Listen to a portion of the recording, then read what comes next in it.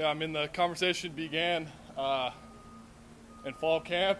It began in game prep last week. We knew they were going to make those move calls and stuff, try to get us to jump.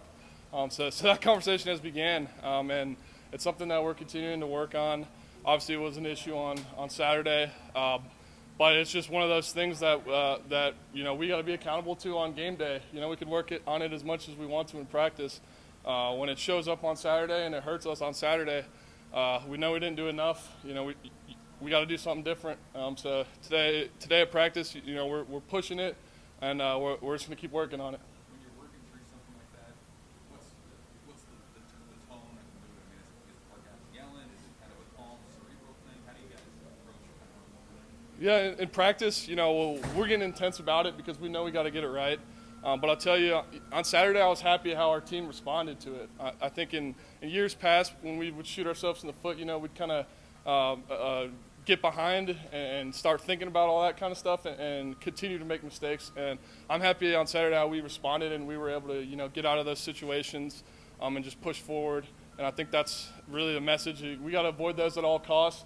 But we also know that, things are going to happen in the game, and we got to be able to respond in a good way and keep the team moving forward. Who's talking in the game when that's happening? Who's the one saying things? As a unit, we have pretty good communication all game. So, we'll get to the benches and we'll talk about it, we'll address it. But the biggest thing is next play. When it's game day, we can't keep thinking about those things too much. Obviously, we got to keep in mind that they're going to be making those move calls and things. But really, we got to get that working in practice, and we got to get it right during the week. So we got a couple more days to get this thing right, and we're just going to keep at it. What was the tone of the conversation? You kicked the field goal on that drive, the first drive, came back over, and Coach Ross came in bench here with the offensive line. What's the tone of that? Yeah, the biggest thing was, obviously he was coming in and saying we got to, tighten up. We got to avoid those penalties. But the other thing was, we came out shooting our guns. We came out kind of with our game plan in mind, and we started executing it right away. Even though we made a couple mistakes, he kind of liked what he was seeing up front in terms of us kind of handling some of that movement, which we knew Oklahoma would have. And that's kind of the message that Coach Frost was giving us the whole game, just encouraging us to keep going, keep playing Big Ten football, because that's what we knew was going to give us a chance in that game. And obviously we got a slope of Big Ten teams ahead and a challenge ahead, and that's going to continue to be the message. Ross said that one of the missing elements on offense is another crease run here and there, big plays in the running game. What needs to happen to develop more of those, and how small can the margin be between yards and third? Yeah, the biggest thing is I think it is that margin that you're talking about. It's usually one guy makes a mistake here, one guy makes a mistake there. We miss an angle on a linebacker or something like that, and we can't crease the big runs. So, what we're harping on is just bodies on bodies up front, and we're still really finding our identity with our nastiness and things like that. So as we continue to develop that and push that in practice, that's something that we're making a habit. Guys like Ramir were running hard on Saturday, and that's stuff that we really like to see as an O-line, and we kind of feed off each other and continue to make that run game work. But I think you nailed it right there. It is just that little bit. And like I said, one guy here or there, and we all just got to clean it up and make sure we're on the same page and make sure that everyone's doing their job every play. What is that Big Ten, you say Big Ten style that he wanted from you as you go into these next set of games, particularly Saturday night? What does that mean to you to play as an offensive lineman, to play Big Ten style? Yeah, the biggest thing is just us being able to establish the line of scrimmage.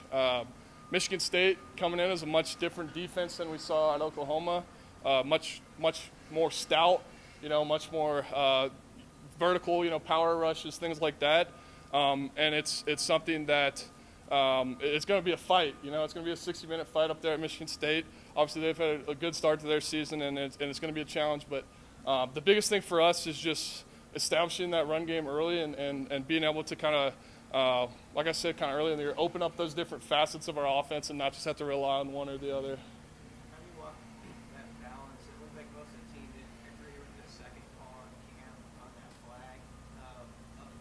Wanting to play to the whistle, and you never know what the official's going to call out there. Like, is it how difficult is that, I guess? Yeah, I mean, you just can't worry. that was a tough call. I think we all agree on that.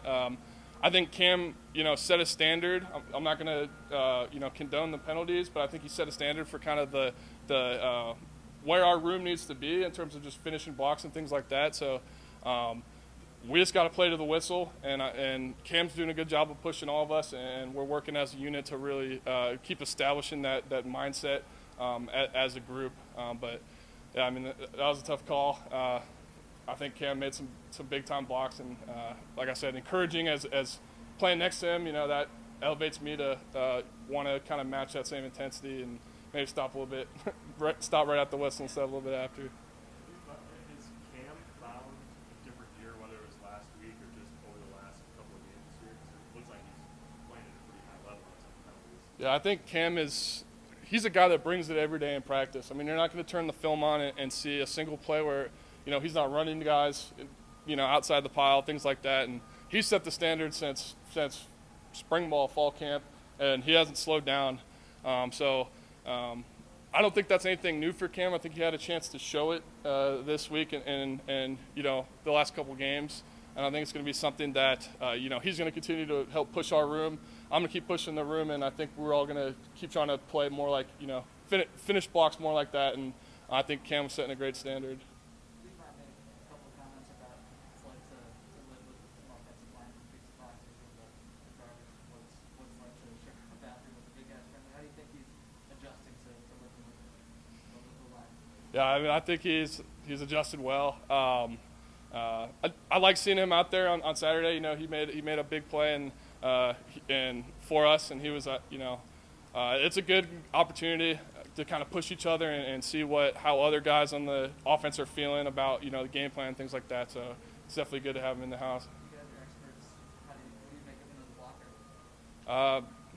I think he's one of those guys who's just working every play. He doesn't care if he's getting the ball or if he's off the ball making plays in the blocking game. So really like to see that in our receivers, and I think they've all kind of embraced that this year, and they're all doing a really good job. Did you give him tips? Is there something in your job that translates over to this? Probably at home.